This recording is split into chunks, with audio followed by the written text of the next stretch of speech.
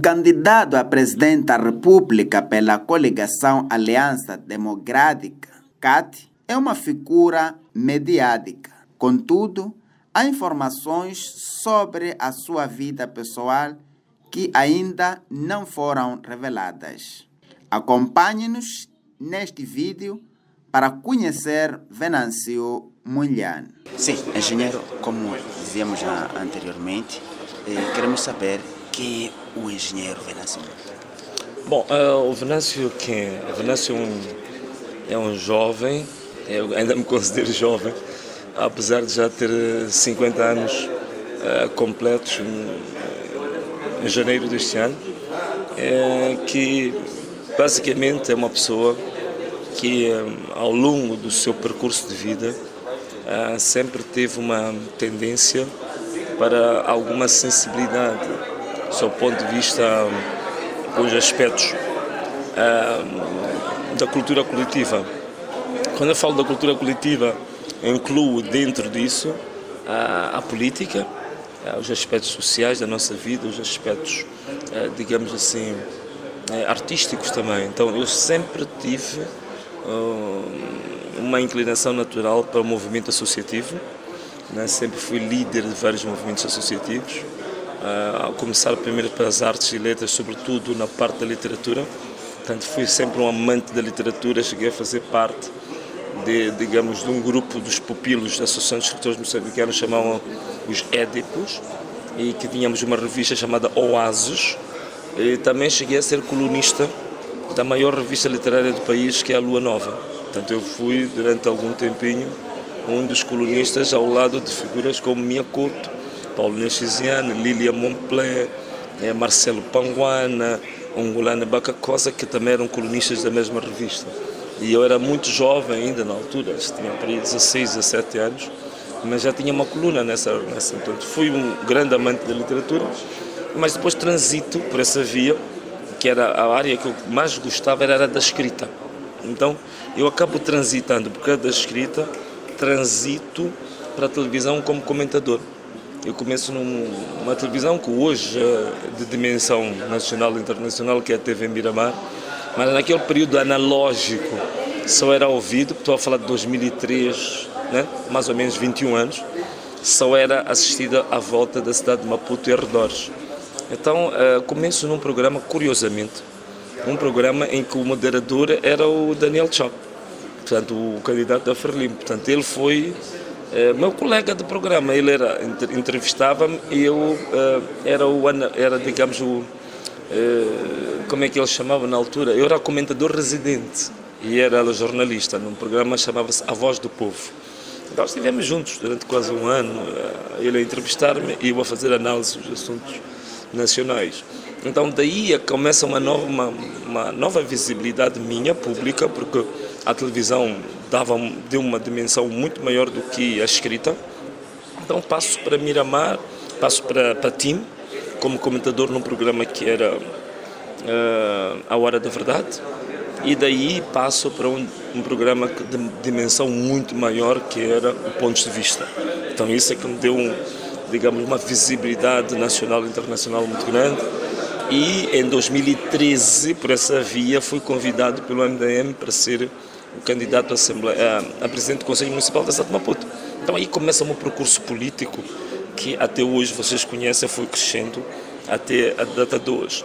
Mas resumindo, Venâncio Munhane é uma pessoa muito preocupada com o alheio. Portanto, podemos até dizer, se me permitirem, aquilo que eu acho que é a mensagem fundamental do Evangelho, que eu percebo a mensagem fundamental do Evangelho, que é o amor, porque a palavra de Deus diz que Deus é amor. Se você está à procura de conhecer Deus, se alguém quer encontrar Deus, está preocupado, então se você praticar o amor, você encontra Deus. Mas a prática do amor, você também não vai conseguir traduzir o amor fora da solidariedade, da fraternidade. E para mim, aquilo que eu assumi para mim próprio, você não vai conseguir encontrar o amor se você não der um pouco de si para aliviar o sofrimento do outro. Então essa que é a base da minha vida. Então aí começo um percurso, digamos assim, mais direcionado para lutar para aqueles que não têm voz.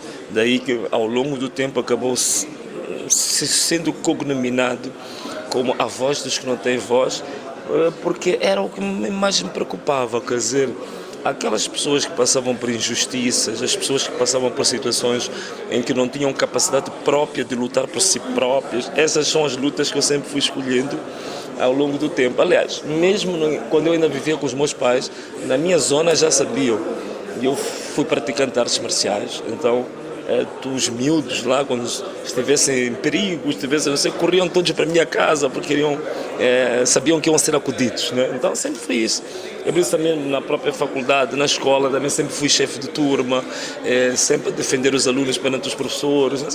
Essa sempre foi a minha vida ao longo de todo o meu percurso. Então o que estou a fazer hoje na política é um pouco consequência disso.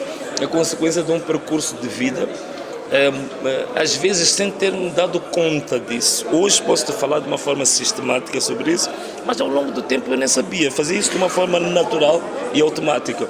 Mas ao longo da minha vida, o meu percurso sempre foi esse, que é realmente ser a voz daqueles que não têm voz, que é traduzir o sentimento dos outros no meu próprio sentimento, no meu próprio problema. Há muitas vezes as pessoas vinham e despejavam o problema em mim e elas ficavam livres, e eu é que ficava com o problema delas. Então, basicamente, essa foi a minha vida. E essa aqui, mais ou menos, posso definir o Venâncio, né, para aquilo que interessa hoje, no contexto atual. Eu posso definir o Venâncio como esse, uma pessoa, digamos assim, que assumiu uma missão de trabalhar mais a favor do alheio do que de si próprio. Diante a estas oportunidades que perante este percurso, quais foram os desafios da vida? Vários desafios. O primeiro desafio que eu tive foi o desafio que tem a ver com a intolerância política, porque eu venho de uma família política. De onde viemos todos nós, né? Todos nós viemos da Frelimo, né? Direto ou indiretamente a gente sai de lá. É como nós da fé, a gente diz que todos nós viemos da Igreja Católica, né? Eu hoje não sou católico, mas eu sei que a origem de todo o crescimento das igrejas protestantes, evangélicas, todas elas têm como origem a Igreja Católica. Então todos nós também viemos um pouco à volta disso, viemos do Partido Frelimo, depois nos desmembramos. Então esse também foi um grande desafio, um jovem de uma família frelimista, de raiz, e de repente ter que, primeiro os comentários que eu fazia na televisão, que eram um bocadinho ofensivos ao regime, essa foi a primeira barreira. A segunda barreira foi depois passar a militar efetivamente no partido da oposição. Então isso foi um desafio muito pesado, primeiro dentro do seio familiar e depois na própria sociedade. E depois, por fim, o próprio regime do dia, como é que reagiu em relação a esta matéria perante a minha pessoa. Mas por que eu não acho que isso tenha sido um grave problema para mim? Por uma razão muito simples. O que eu faço é uma coisa que eu faço de forma espontânea e faço até certo ponto com algum prazer. Sabe, estar no meio de todas essas dificuldades, ameaça de prisão, gás lacrimogêneo, não sei o quê, no fundo, eu quando faço esta luta, né, apesar de haver perigos no meio, ameaças de morte, não sei o quê, mas cada vez que eu sei que alguém teve o seu sofrimento aliviado, uma comunidade que foi injustiçada por uma grande empresa, nós lutamos e conseguimos que essa sociedade fosse indemnizada, fosse recompensada, não imagino. Isso dá uma satisfação incrível, um prazer enorme. Então, por essa razão, as lutas que eu passo antes destes resultados acabam não tendo um impacto dramático na minha vida, porque eu faço isto com prazer, eu faço com naturalidade, e faço com um sentimento profundo de missão. Então, quando é assim, nem a morte, nem as ameaças, nem as dificuldades econômicas, financeiras, não há nada que te vai barrar, porque você tem consciência clara de que você está a fazer uma missão. Então, isso não te impede de avançar. Bom, sabemos que é pastor. Como é que o Venâncio Mondlane nasce na política? Como? Na vida política. Sabemos que o Venâncio Mondlane é um pastor. Como é que nasce o Venâncio Mondlane na política? Não, eu torno-me político, eu torno-me pastor depois de me envolver na vida política. Portanto, a parte pastoral, para mim, veio a complementar exatamente o sentido de missão. A minha ideia antes, a minha convicção como o sentido de missão, era um sentido de missão do lado político, social. A parte pastoral, para mim, veio a completar a parte fundamental da vida dos homens, que é a parte espiritual, que na verdade é a esfera da nossa vida que comanda toda a nossa estrutura, comanda todo o nosso ser, comanda toda a nossa vida. Então a parte pastoral, para mim, a parte espiritual, para mim foi como se fosse a cereja sobre o bolo. Portanto, veio a complementar e veio para mim a carimbar e a sedimentar o sentido de missão que eu já tinha antes.